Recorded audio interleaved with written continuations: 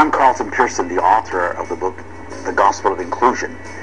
And that book, after me being a fourth-generation classical fundamentalist Pentecostal, this book typifies everything that I didn't believe or espouse over the last 50 years, and how I've journeyed out of that consciousness into a higher understanding of me. It's a journey into what I call self-actualization, where you become actually, factually, functionally, and punctually you, precisely and exactly you, without all the religious baggage. I lost my church. I lost 30 acres of property, hundreds of thousands of square feet of building, millions of dollars in equity, thousands of parishioners. I lost my reputation. I almost lost my marriage. My home was in jeopardy. Everything that was near and dear to me was threatened because of what you read in the book, The Gospel of Inclusion. I went through the most profound sense of exclusion in my entire life because I started teaching and preaching and thinking inclusion. Opposites attract, and sometimes then they attack. So I've lived through that, and in the book, The Gospel of Inclusion, you trace the journey of what I lost, but what I found. I lost a lot and found me. And maybe that's the most important thing you can ever discover or recover, is your own self. That is powerful. How do we recover, not so much discover, but recover the lost self, the lost soul? There is a reference in Scripture that says, He restoreth my soul.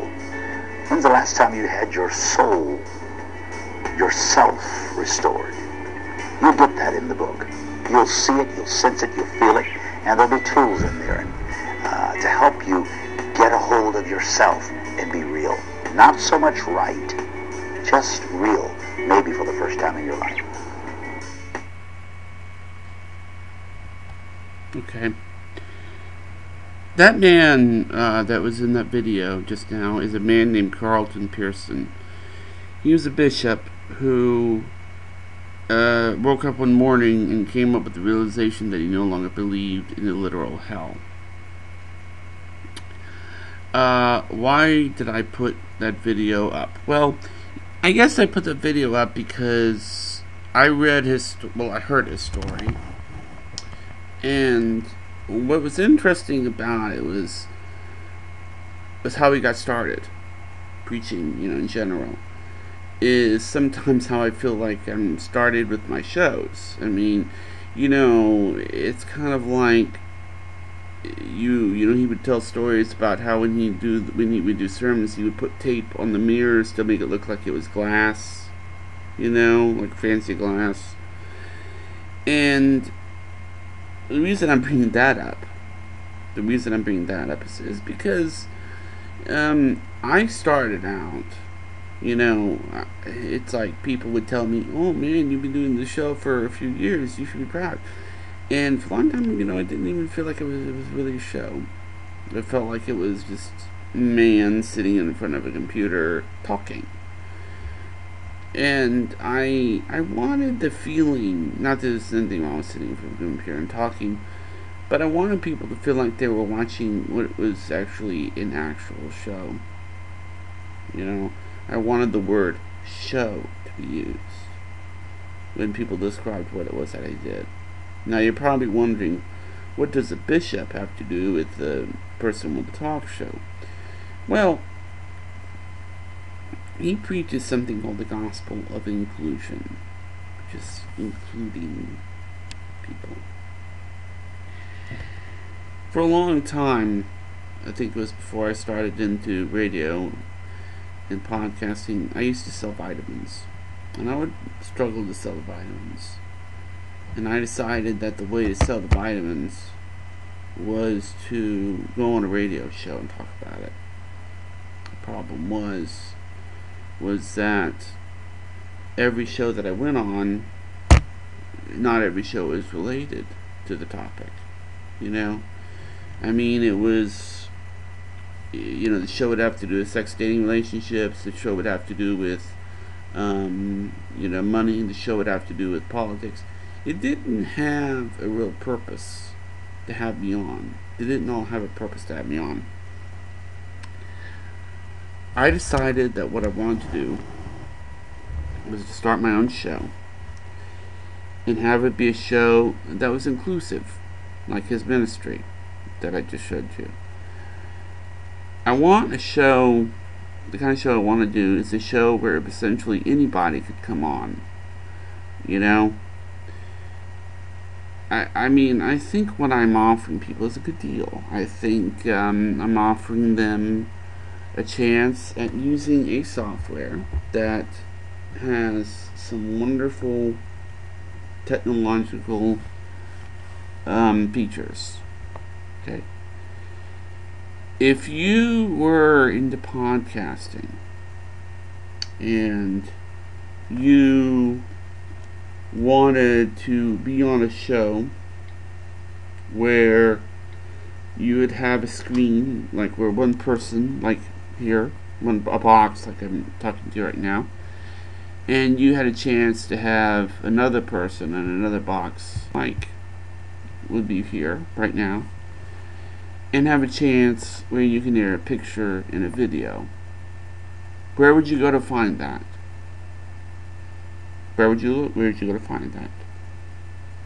Well, CNN, Fox News, or that's about it.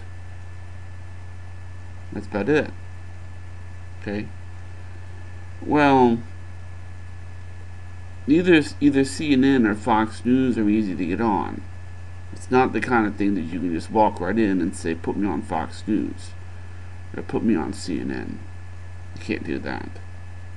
I can't do that. That style of interview is not something that any of us can do. Okay? More than likely, most people would be turned away from CNN and Fox News. Not just everybody can go on CNN or Fox News. Okay? Or C-SPAN. Okay? What I'm offering people is a chance to experience the kind of interviews that you would see on CNN or Fox News. Several little boxes, several little screens, and a chance at publicity in the manner in which you would get if you were to go on Fox or CNN News. Okay. This is for the first time that I've seen on the internet, someone being able to offer this form of technology to someone who would like to be interviewed in the manner in which they would be interviewed on CNN. Now I can do things like,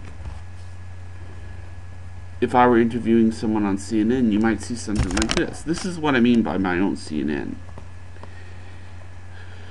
Well, let's see here. You know, what do you think of when you see this picture? You know, and then I could point to the picture. You know, you see these things on CNN. Or I could air a video and I could say, what was your thought when this was happening to you? You know?